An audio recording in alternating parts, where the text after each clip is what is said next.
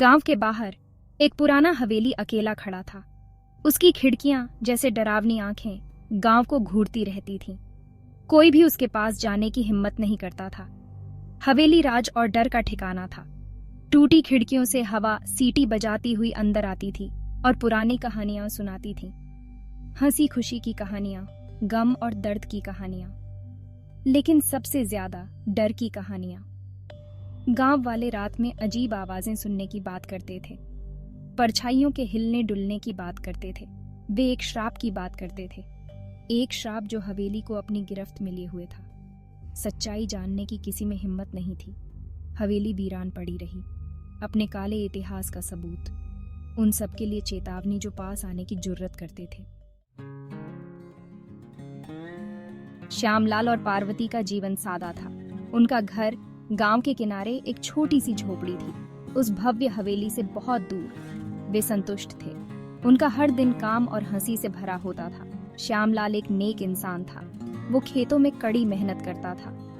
उसके चेहरे पर हमेशा एक मुस्कान रहती थी। पार्वती अपने नेक स्वभाव के लिए जानी जाती थी। सब उनसे प्यार करते थे। उनका जीवन शांत था। उनके पास एक दूसरे का साथ था। उनके पास अपनी छोटी सी जमीन थी। उन्हें और क्या चाहिए था? लेकिन लगता है कि किस्मत को कुछ और ही मंजूर था। उनका शांत जीवन बदलने वाला था। एक तूफान आ रहा था और यह सीधा उनकी ओर बढ़ रहा था।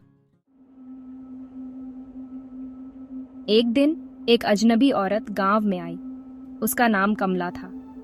उसकी उपस्थिति ने गांव में एक अजीब सी हलचल मचा दी। वो एक बूढ़ी औरत थी। उसकी आंखें तेज थीं। उसकी आंखों में एक अजीब सी चमक थी जो किसी को भी विचलित कर सकती थी। उसके चेहरे पर राज छिपे हुए थे। उसकी मुस्कान में भी एक रहस्य था जो किसी को भी असहज कर सकता था। कमला उस वीरान हवेली में जाकर रहने लगी। हवेली की खामोशी में उसकी उपस्थिति और भी डरावनी लगती थी। इससे पूरे गांव में डर की लहर दौड़ गई। लोग उसके बारे में बातें करने लगे, लेकिन कोई भी उसके पास जाने की हिम्मत नहीं कर पाया। किसी ने उससे सवाल करने की हिम्मत नहीं की। उसकी उपस्थिति ही काफी थी लोगों को डराने के लिए। उसमें कुछ तो था, कुछ ऐसा जो इज्जत और डर दोनों की मांग करता था। उसकी चाल में भी एक अजीब सा रौब था। कमला अपने आप नहीं रही। वो कम ही बोलती थी। उसकी खामोशी में भी एक गहराई थी जो लोगों को सोचने पर मजबूर कर देती थी। लेकिन जब बोलती थी तो उसकी आवाज़ धीमी और कर्कश होती थी। उसकी आवाज़ में एक अजीब सी गूंज थी जो दिल को दहला देती थी। उसकी आवाज़ सुनकर लोगों की रीढ़ की हड्डी कांप जाती थी। उसकी हर बात में एक डरावनी सच्चाई छिपी होती थी। गांव वालों को एक बदलाव दिखाई देने लगा, जैसे कुछ अनहोनी होने वाली हो। ऐसा लग रहा था जैसे गांव पर अंधेरा छा गया हो। हर तरफ एक अजीब सी उदासी फैल गई थी। हवा भारी लगने लगी, जैसे उनके सीने पर कोई बोझ हो। हर कोई इस बदलाव से परेशान था, लेकिन कोई कुछ कहने की हिम्मत नहीं कर पा रहा था।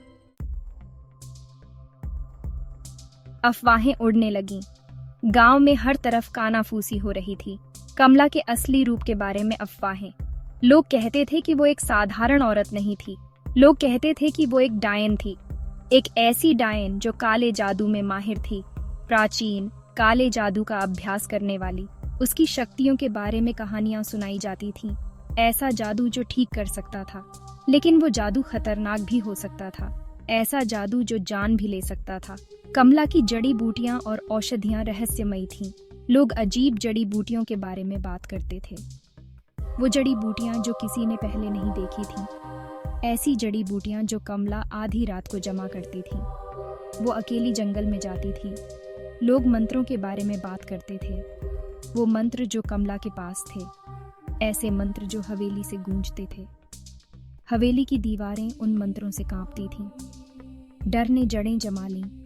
गांव में हर कोई सहमा हुआ था। ये जंगल की आग की तरह फैल गया। डर और अफवाहें हर तरफ फैल गईं। गांव वाले हवेली से और भी ज्यादा बचने लगे। कोई भी वहां जाने की हिम्मत नहीं करता था। उन्हें कमला की शक्ति का डर था। उसकी शक्तियों के बारे में कहानियां सुनकर लोग कांप उठते थे। और उस अंधेरे का डर था जो वो अपने साथ लाई थी। वो अंधेरा जो हर किसी को निगलने को तैयार था। लेकिन एक आदमी कमला की ओर खींचा चला गया। वो आदमी जिसने डर को चुनौती दी। एक आदमी जिसे डर नहीं बल्कि मौका दिखाई दिया। वो आदमी था श्यामलाल। श्यामलाल ने ठान लिया था कि वो कमला के रहस्यों को उजागर करेगा। भाग 5 काला समझौता। श्यामलाल एक हताश आदमी था। उसकी फसल बर्बाद हो गई थी। उसकी जमीन बंजर हो गई थी। वो सब कुछ खोने के कगार पर था। उसने कमला को अपनी आखिरी उम्मीद के रूप में देखा। वो हवेली गया, उस डर को नजरअंदाज करते हुए जो उसके अंदर घर कर रहा था। उसने कमला से मदद की भीख मांगी। कमला उसकी बातें सुनती रही। उसकी नजरें श्यामलाल पर से हटी नहीं। उसने उसकी लाचारी देखी, उसने उसका डर देखा और उसने एक मौका देखा। वो उसकी मदद करने के लिए मान गई, लेकिन उसकी मदद की एक कीमत थी, एक काला समझौता, एक ऐसा समझौता जिसके भयानक परिणाम होने वाले थे। भाग 6 एक भयानक परिवर्तन। यह कहानी एक ऐसे मोड़ पर पहुंच चुकी थी जहां से वापसी असंभव थी। कमला ने श्यामलाल को निर्देश दिए। उसने उसे कुछ खास चीजें लाने को कहा जो इस अनुष्ठान के लिए बेहद जरूरी थी। उसने उसे जंगल और गांव से कुछ रहस्यमयी वस्तुएं लाने को कहा। ये वस्तुएं साधारण नहीं थीं, बल्कि उनमें एक अजीब सी शक्ति थी। जंगल से चीजें, गांव से चीजें, हर चीज पिछली चीज से ज्यादा अजीब और डरावनी थी। हर चीज पिछली चीज से ज्यादा अजीब। ये वस्तुएं एक गहरे रहस्य को छुपाए हुए थी। वो अपने अनुष्ठान करने लगी।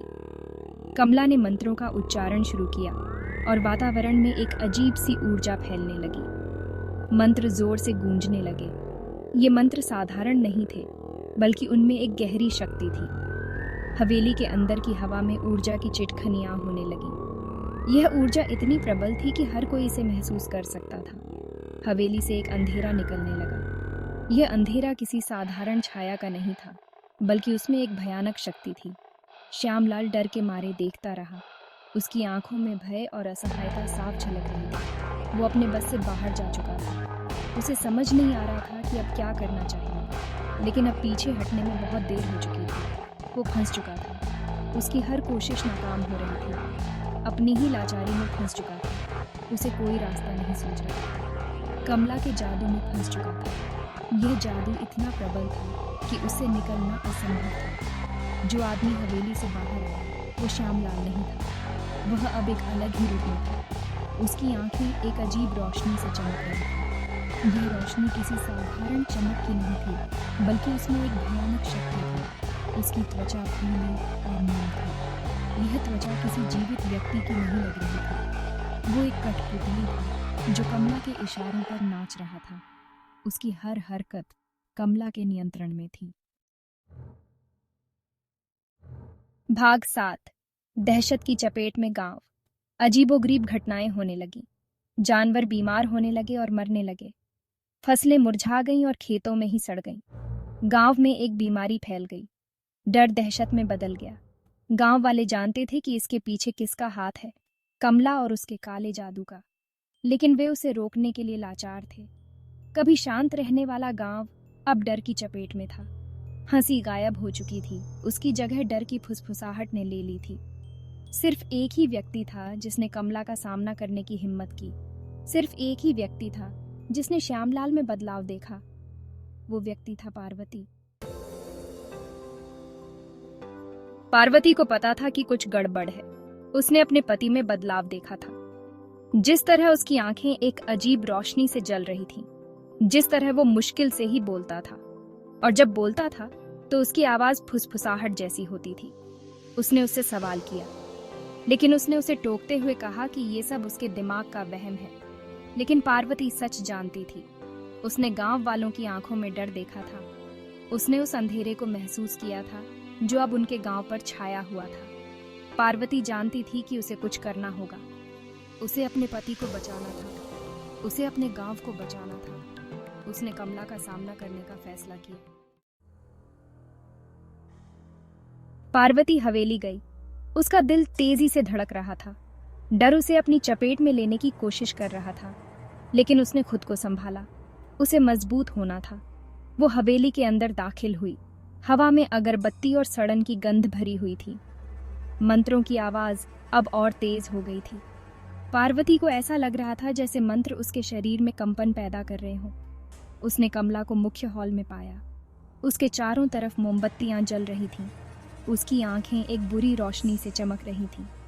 पार्वती ने उसका सामना किया। उसने कमला से उसके पति और गांव को छोड़कर चले जाने की मांग की, लेकिन कमला हंस पड़ी, एक ठंडी, क्रूर हंसी जो हवेली में गूंज उठी। अगली सुबह गांव वालों ने पार्वती को पाया। वो हवेली के दरवाजे के पास बेहोश पड़ी थी।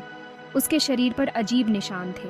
वे उसे जल्दी से गांव वापस ले गए, लेकिन जब वे कमला का सामना करने गए तो वो वहां से जा चुकी थी। हवेली खाली थी, मंत्र बंद हो चुके थे। ऐसा लग रहा था जैसे गांव पर से अंधेरा छा लिपट गया हो। श्यामलाल पहले जैसा कभी नहीं रहा। उसकी आंखों में एक खालीपन था। उसने कभी इस बारे में बात नहीं की कि हवेली में क्या हुआ था। धीरे धीरे गांव के जख्म भरने लगे, फसलें फिर से उगने लगीं, बीमारी गायब हो गई, लेकिन डर बना रहा। हवेली एक बार फिर वीरान खड़ी थी। उस अंधेरे की खामोश याद दिलाती थी जिसने उनके गांव को अपनी चपेट में ले लिया था। गांव वालों ने कभी इस बारे में बात नहीं की कि क्या हुआ था, लेकिन वे उसे कभी भूले नहीं।